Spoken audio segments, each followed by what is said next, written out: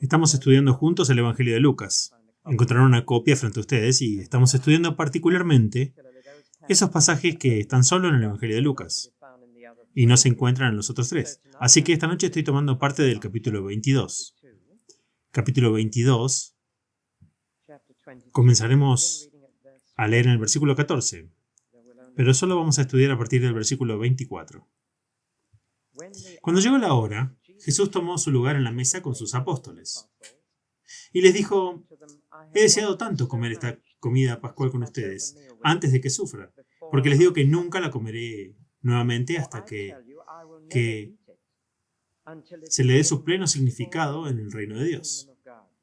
Entonces Jesús tomó la copa, dio gracias a Dios y dijo: tomen esto y compártanlo entre ustedes, porque les digo que no beberé este vino de ahora en adelante hasta que venga el reino de Dios. Entonces tomó el pan, dio gracias a Dios, lo partió y se los dio, diciendo: este es mi cuerpo, que es entregado por ustedes. Hagan esto en memoria de mí. De la misma manera, Él les dio la copa después de la cena, diciendo: esta copa es el nuevo pacto de Dios, sellado con mi sangre, que es derramada por ustedes. Pero miren, el que me traiciona está aquí en la mesa conmigo, porque el Hijo del Hombre morirá como Dios lo ha decidido. Pero qué terrible para ese hombre que lo traiciona. Entonces empezaron a preguntarse entre ellos cuál de ellos podría ser el que iba a hacer esto. Surgió una discusión entre los discípulos sobre cuál de ellos sería considerado como el más grande. Jesús les dijo: los reyes de este mundo tienen poder sobre su gente y los gobernantes son llamados amigos del pueblo. Pero esto no es así con ustedes, sino que el mayor entre ustedes debe ser como el más joven y el líder debe ser como el siervo. ¿Quién es mayor, el que se sienta a comer o el que sirve? El que se sienta, por supuesto. Pero yo estoy entre ustedes como uno que sirve. Ustedes han permanecido conmigo a través de mis pruebas, y así como mi Padre me ha dado el derecho de gobernar, así haré el mismo pacto con ustedes. Comerán y beberán en mi mesa en el reino y se sentarán en tronos para juzgar a las 12 tribus de Israel. Simón, escucha. Satanás ha recibido permiso para probarlos a todos ustedes, como un agricultor separa el trigo de la paja. Pero he orado por ti, Simón, para que tu fe no falle. Y cuando regreses a mí, debes fortalecer a tus hermanos. Pedro respondió: Señor, estoy listo para ir a la cárcel contigo y morir contigo. Te digo, Pedro, respondió Jesús, que no cantará el gallo hoy hasta que hayas dicho 3 veces que no me conoces. Entonces Jesús les dijo: cuando los envié esa vez sin bolsa ni zapatos, ¿les faltó algo? Nada, respondieron ellos. Pero ahora les dijo Jesús: el que tenga bolsa o mochila, que la lleve, y el que no tenga espada, que venda su abrigo y compre una. Porque les digo esto: la escritura que dice que fue incluido con los criminales se debe cumplir acerca de mí, porque lo que estaba escrito acerca de mí se está cumpliendo. Los discípulos dijeron: hay 2 espadas, Señor, aquí. Basta, respondió.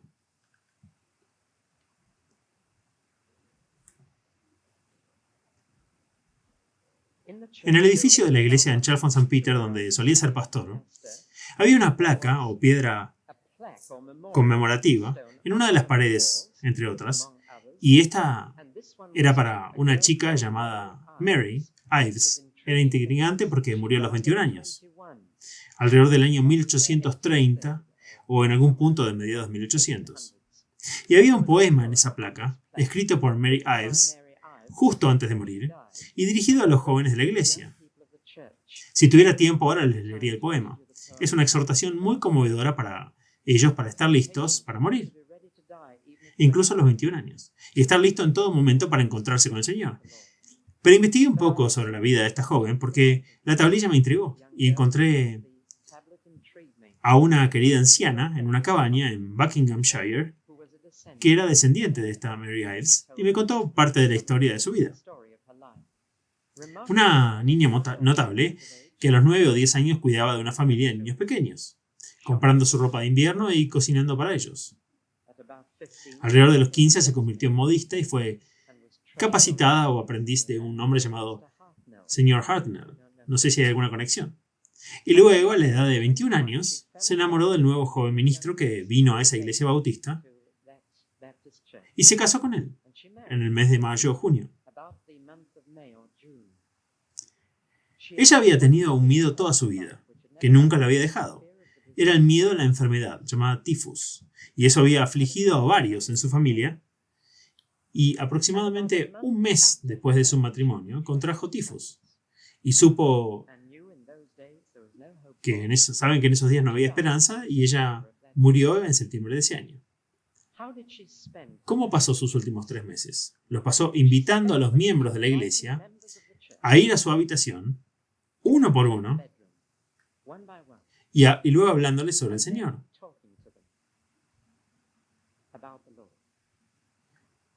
Cómo vivir la vida cristiana, cómo ir hasta el final con Jesús. Y aun cuando se estaba muriendo, quería decirle a los jóvenes de la iglesia que no tuvieran miedo, sino que fueran con Jesús hasta el final. Así que escribió ese poema que apareció en la piedra. En todo esto, Mary Ives, a los 21, muriendo de tifus, simplemente estaba siguiendo al Señor Jesús, que también pasó los últimos días de su vida enseñando a sus discípulos cómo ser cristianos, pacientemente. Es notable que sabiendo que iba a morir y sabiendo que iba a morir de una muerte horrible, pasara tiempo enseñando pacientemente a esos discípulos, cosas que necesitaban saber. A veces, en esos últimos pocos días, su enseñanza era pública, donde podía ser interrumpido e interrogado en el templo. Pero la última noche antes de morir, estaba en una tranquila habitación superior, en lo alto de un techo plano, cenando con este pequeño grupo de hombres que había tenido durante 3 años. Y a pesar de que esta era la cena del Señor, a pesar de que acababan de tomar pan y vino juntos, es muy obvio que tenían un largo camino por recorrer y que todavía les quedaba demasiado yo. ¿Pueden imaginarlo? Después de haber tomado el pan y el vino, Jesús le dice, uno de ustedes me va a traicionar. Y cada uno de ellos sabía que eran capaces de hacerlo, por eso no dijeron, es él, sino que dijeron, soy yo. Se conocían lo suficientemente bien. Porque el interés propio corrió por ese grupo de discípulos de un extremo al otro. Jesús había estado tratando de decirles que iba a morir y simplemente no podían aceptarlo en su propio interés, cegados a la realidad de la situación. Todavía estaban cayendo en la trampa de la multitud del Domingo de Ramos, en la que pensamos esta mañana, que pensaba honestamente que Jesús iba a reclamar el trono de David y establecer un reino y poner a todos en orden y sacar a los soldados romanos que ocupaban la tierra. Y los discípulos todavía estaban pensando de esta manera y cada uno de ellos preguntaba, ¿qué voy a sacar yo de esto? Increíble que después de 3 años con Jesús todavía preguntemos, ¿qué voy a sacar yo de esto? Sin embargo, no debemos sorprendernos. ¿Cuántos años has estado con Jesús? ¿Nunca te haces esa pregunta a ti mismo? ¿Cómo me irá en esta situación? ¿Cómo me afecta esto? ¿Cómo afectará esto mis ingresos? ¿Cómo afectará esto mi carrera o mi reputación? ¿Nunca piensas de esa manera? Después de 3 años con Jesús, todavía pensaban en sí mismos primero. Y yo creo que el primer discípulo de esos 2 en darse cuenta de que Jesús iba a morir fue Judas. Su interés propio le dio una idea y Judas se dio cuenta de que todo se estaba derrumbando. Y que de hecho había desperdiciado 3 años de su vida en sus propios ojos y que estaba persiguiendo una idea. Después de pensar que iba directo a la cima, pensó que iba a salir de esto con grandes ganancias y ahora se da cuenta de que todo va a terminar en un desastre.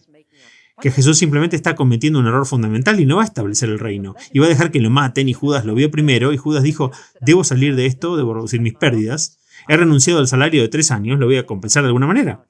Voy a salir con algo de dinero.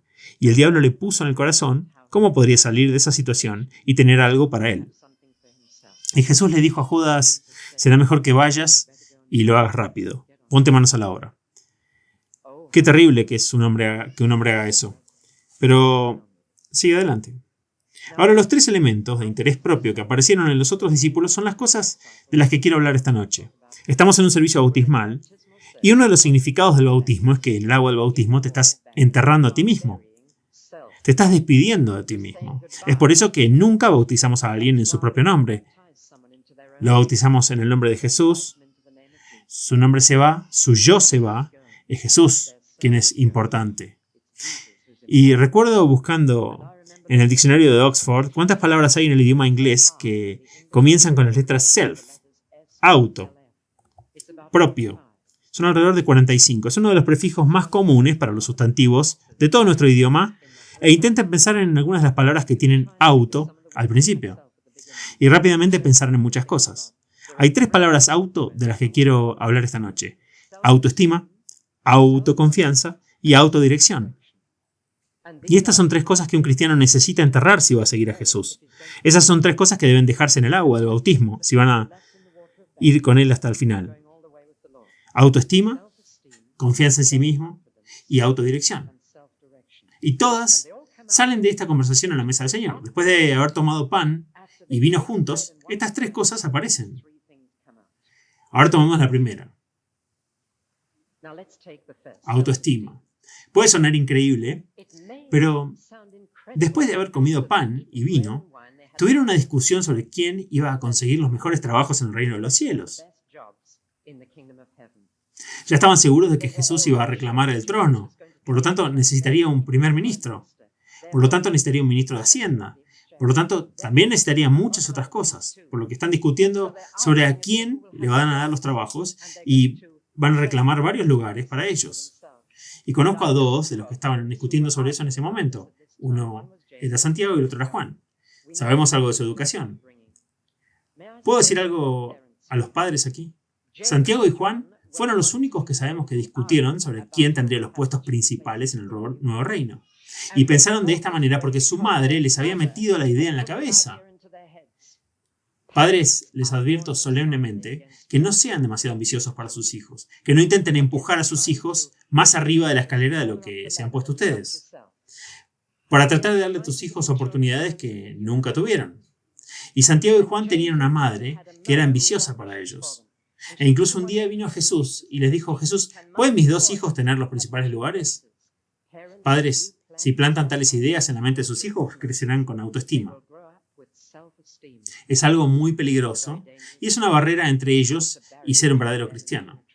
Por lo que esta madre, sin saberlo, había hecho a Santiago y Juan tan ambiciosos que incluso podrían sentarse en la mesa de comunión y discutir sobre quién tendría el mejor lugar. Y Jesús lo escuchó y debe haber partido su corazón en dos. Después de 3 años todavía estaban discutiendo y todavía están preocupados por el estatus y privilegio y prestigio y posición. Y entonces Jesús se volvió hacia ellos con mucha tristeza y dijo, miren, su conversación es una especie de conversación que se escucha en los negocios, es una especie de conversación que escucharán en el mundo, fuera del pueblo de Dios. Es el tipo de cosas que a los gobernantes de este mundo les encanta tener. Les encanta el poder, les encanta ser grandes, les encanta darse títulos como amigos del pueblo. Les encanta darse prestigio, pero ustedes no. No ustedes. Les dio 2 razones por las que deberían abandonar la autoestima. Una es esta. Dijo, ¿qué hay de seguir mi ejemplo? ¿Quién es la persona más importante? ¿Un hombre que se sienta en la mesa o el camarero que lo atiende? Bueno, por supuesto, el hombre que se sienta. ¿Es así como me comporto entre ustedes? Él ya ese día les había lavado los pies, sucios y hediondos. Yo estoy entre ustedes como el que sirve. Jesús no tenía hombres de relaciones públicas. Jesús no tenía nadie para ir delante de él y prepararle el camino.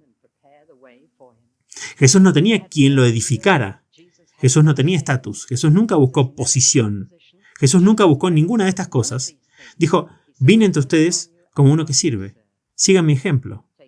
Dejen que la autoestima sea enterrada, muerta. Que el más viejo entre ustedes se considere el más joven. He notado esto, que algunos de los santos más viejos que he conocido me han dicho, ¿saben? Estoy al principio, tengo mucho que aprender. ¿Has conocido santos como este?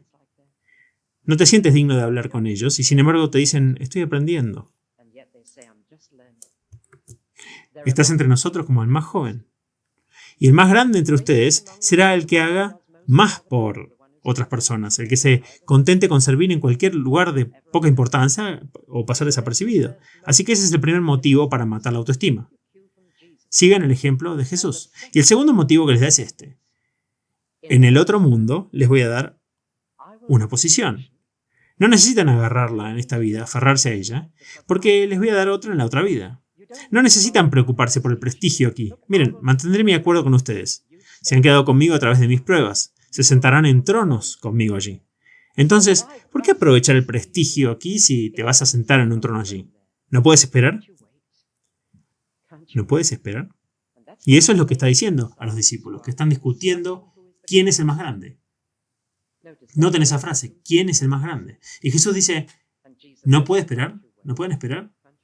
Ese es el primer auto que debe irse de la mesa del Señor. Y cuando todos lleguemos y tomemos pan y vino luego, pidamos al Señor que mate nuestra autoestima. Sigamos a nuestro Señor en contentarnos con servir. Y esperemos el día, anhelemos el día en que nos pondrá en posiciones, en que colocará a sus seguidores en tronos. Podemos esperar. No necesitamos aferrarnos ahora. El segundo auto que necesita ser enterrado es la confianza en sí mismo, autoconfianza. El pobre viejo Simón realmente viene siempre por algunos golpes fuertes, ¿no es así? En el Nuevo Testamento todos sentimos un poco de simpatía por Pedro. Es tan como nosotros, impetuoso, impulsivo. Su corazón está en el lugar correcto, pero su cabeza está por todos lados. Y sus pies también. Y sientes que cada vez que abre la boca mete la pata. Y el querido Pedro, nos sentimos tan afectuosos con él. Y Pedro era culpable de tener demasiada confianza en sí mismo. Estaba demasiado seguro de sí mismo. Y esto tenía que morir. Y sucedió. Verán, Jesús había dejado en claro que iba a morir e ir a la cárcel. Y Pedro dijo, bueno, Señor, hagan lo que hagan los demás, yo me voy a quedar contigo.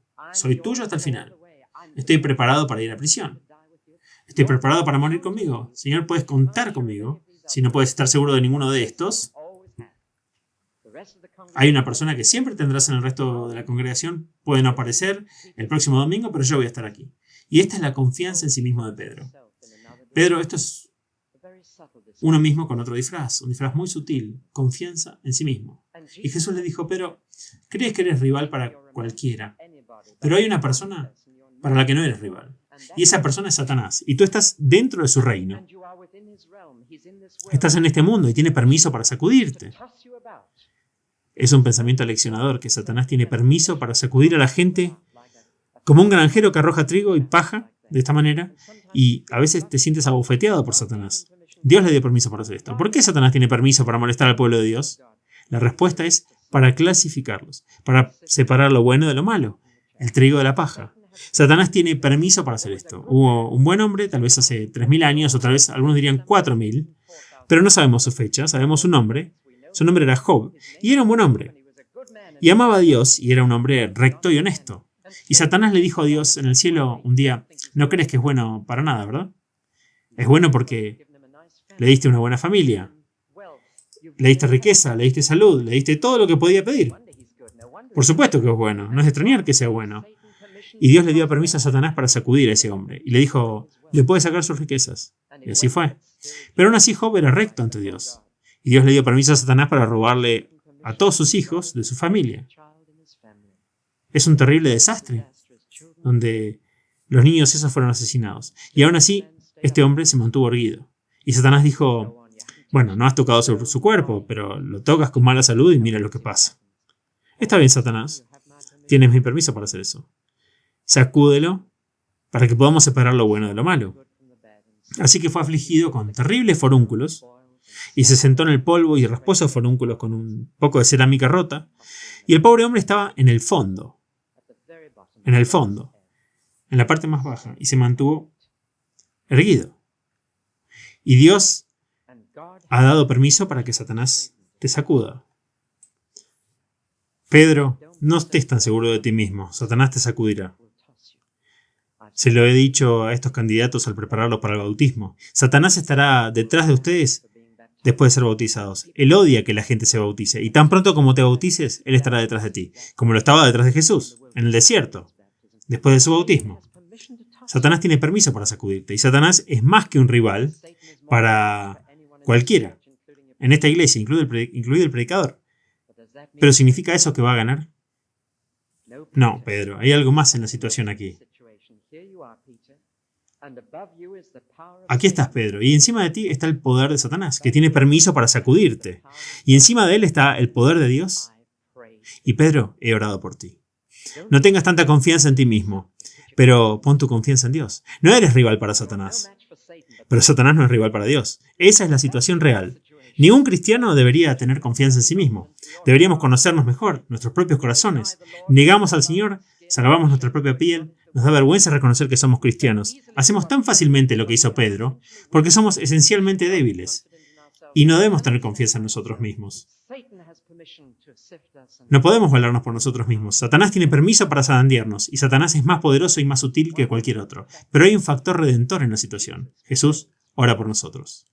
Él siempre vive para interceder por nosotros. Y si nadie más está orando por ti, Jesús lo está.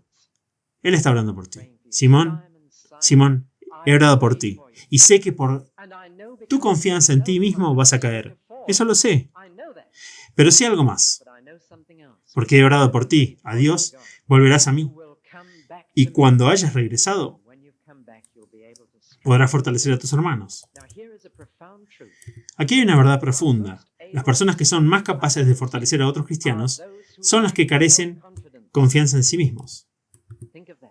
Piensen en eso, cuidadosamente.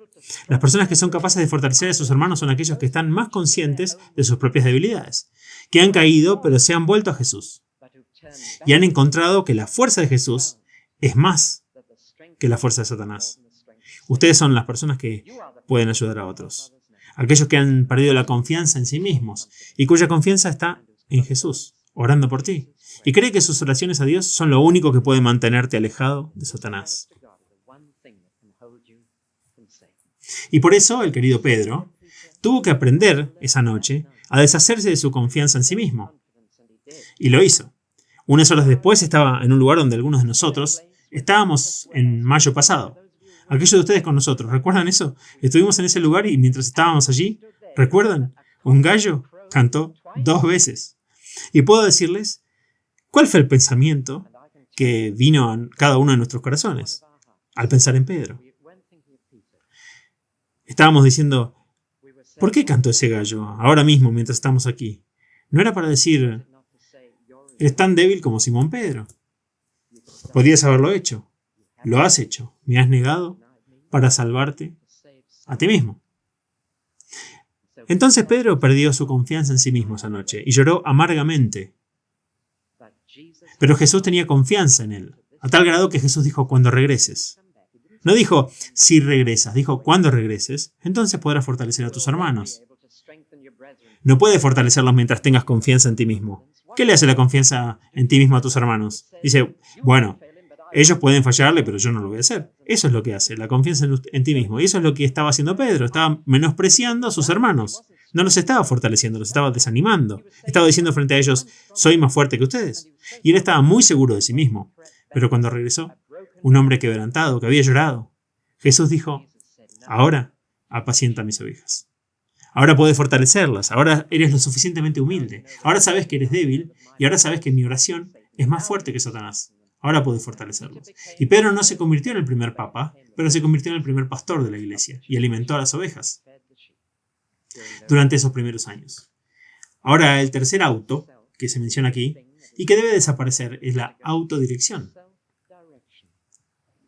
Es un pasaje muy desconcertante, que estoy seguro de que algunos de ustedes acaban de pensar en sus mentes, me pregunto qué va a decir de esto cuando lleguemos ahí. Bueno, lo van a descubrir en unos momentos. Es muy fácil decidir por nosotros mismos cómo vamos a operar para el Señor. Es una de las cosas más fáciles del mundo, decidir qué método es el correcto y luego volverse bastante rígido en ese método. Con ese, y apegarse a él, imponerlo a los demás y despreciar a los que no adoptan ese método. Y los cristianos son muy propensos a quedarse fijos en los métodos. A menudo he dicho que el mayor peligro para las iglesias no es el ritualismo, sino la rutina.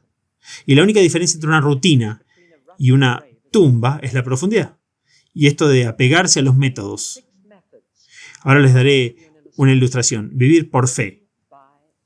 Desearía poder deshacerme de esa frase. Se ha abusado tanto, se ha convertido en un método rígido de apoyo en el que buscas solo a Dios en busca de ayuda.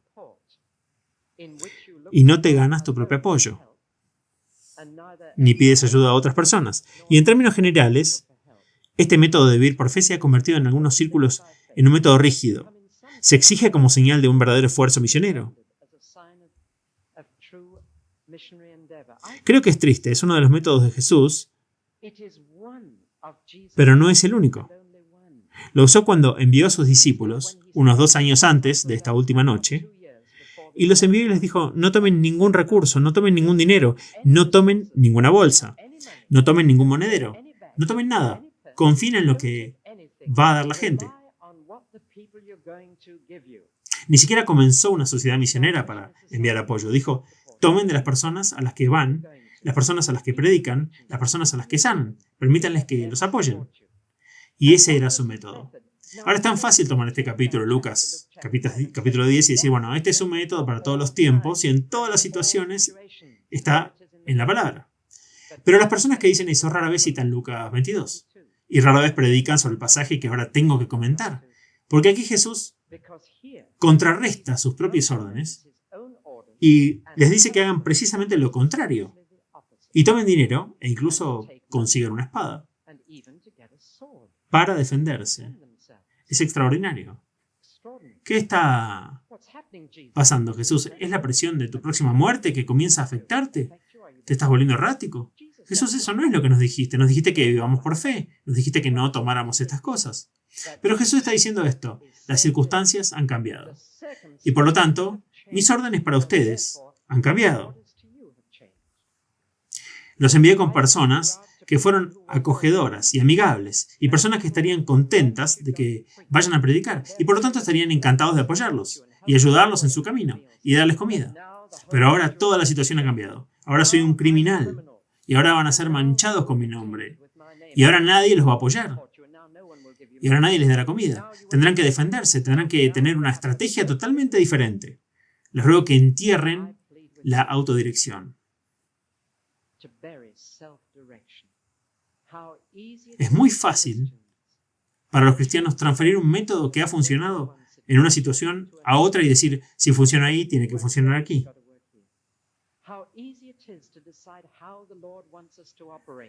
Es muy fácil para nosotros decidir cómo quiere el Señor que operemos, porque nosotros tenemos nuestra propia idea de cómo debe hacerse, sin importar en qué servicio cristiano participemos, ya sea que te conviertas en misionero en el extranjero o ministro en casa, ya sea que entres en un foro de trabajadores a media jornada o de trabajadores a jornada completa, les ruego que no comiencen con nociones preconcebidas de cómo operar. Las circunstancias varían de un lugar a otro y de tiempo a tiempo, y los misioneros tuvieron que vivir por fe, en el sentido estricto de ese término, en su uso moderno. Bien pueden tener que cambiar por completo y pasar a tener un salario, y una persona que ha estado con un salario bien puede tener que cambiar y prescindir de ese apoyo. Y una persona ha estado ganándose la vida, puede que tenga que negar eso y vivir sin ello. Y una persona que no ha estado ganándose la vida puede que tenga que recoger y empezarlo. Lo importante no es dirigirte a ti mismo, sino dejar que el Señor te dirija. Y aquí hay un claro ejemplo de esto. Y él está diciendo, una vez les dije que no se defendieran, que no trabajaran. Pero ahora, 2 años después, les doy una orden totalmente diferente. Ahora deben mantenerse, nadie les va a dar comida. Ahora deben defenderse, nadie más los protegerá. Y luego ocurre algo muy curioso. Uno de los discípulos dijo, está bien, nos hemos anticipado a ti, Señor. Está bien, no necesitas decírnoslo. Tenemos un par de espadas aquí. Y debajo de sus capas sacan 2 espadas. ¿No dice eso algo? ¿Entienden lo que estaba pasando? Estaban diciendo, estamos ansiosos por ir, sabemos que venía una lucha y Está bien, no es necesario que nos digas qué hacer, nos alegra que tu reino se establezca. Estábamos esperando una pelea y ya tenemos un par de espadas. ¿Ven? Incluso en este punto todavía están autodirigiéndose. Incluso en este punto han hecho algo antes de que Jesús se los diga. Y entonces Jesús, con una frase coloquial, simplemente dice, oh, es suficiente. Es casi impaciente, es casi como, oh, todavía están decidiendo ustedes. Es suficiente. No voy a empezar una pelea, no quiero un ejército, no quiero un grupo de saboteadores o luchadores clandestinos. Estaba hablando de defensa propia. No estaba hablando de comenzar una pelea. 2 espadas ya tienen. Es suficiente. Basta. A veces Jesús debe querer decirnos, es suficiente. Deja de dirigir tu propia vida. Deja de anticiparte a mis decisiones. Deja de hacer tus propios planes. Deja de decirme que tú sabes qué es lo mejor. Que has anticipado lo que voy a decir. Dejen de dirigirse a sí mismos. Es suficiente. Déjenme decirles qué hacer a mí. Supongo que la autodirección es una de las cosas más difíciles de enterrar. Y dejar que Él se haga cargo y dirija. Mi esposa hoy nos recordó en la mesa del almuerzo lo que escuchamos de un médico misionero en Israel. Nos dijo esto hace muchos años. Dijo, decir no, Señor, es una contradicción. Decir no, Señor, es una contradicción. Porque si dices de verdad la segunda palabra, no puedes decir la primera. Y es una contradicción. Solo hay una actitud para el discípulo de Jesús, y esa actitud es sí, Señor. Y si te dice que vivas sin apoyo, sí, Señor. Y si te digas que vivas de un salario, di sí, Señor. Y les digo que ambos están viviendo por fe, en el Hijo de Dios que nos amó y se entregó a sí mismo por nosotros. Y por lo tanto debemos estar completamente abiertos a los métodos que Dios va a usar. Creo que los métodos que la Iglesia ha estado usando se convertirán rápidamente en obsoletos. Nuestros métodos de adoración, nuestros métodos de evangelismo se vuelve obsoleto tan fácilmente, y algo que fue efectivo hace 40 años no será efectivo ahora. Nunca debemos volvernos rígidos. Eso es autodirección. Eso es decir, he decidido cómo se hará. Debemos estar abiertos al Señor Jesús y variar con las circunstancias y dejar que Él nos diga qué hacer. Y así, mis queridos amigos que están siendo bautizados, este es el final de la vida propia. Es el final de la autoestima. No es algo muy digno ser bautizado para estar goteando frente a una congregación. Dejen que eso entierre la autoestima.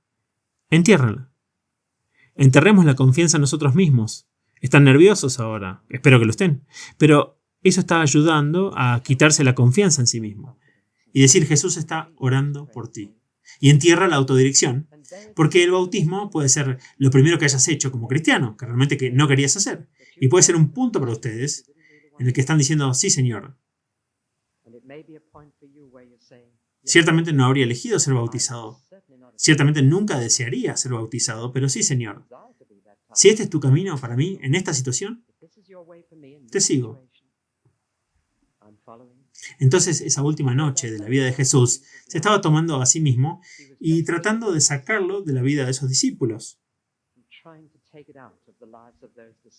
Menos de 24 horas después, murió en la cruz. Jesús murió, pero una de las cosas más lindas que dice la Biblia es que cuando Él murió, mi yo fue crucificado con Él. Mi auto. Y supongo que todos comenzamos la vida cristiana cuando nos damos cuenta de que Jesús murió por mí. Pero la continúas al darte cuenta de que moriste con Él. Oremos.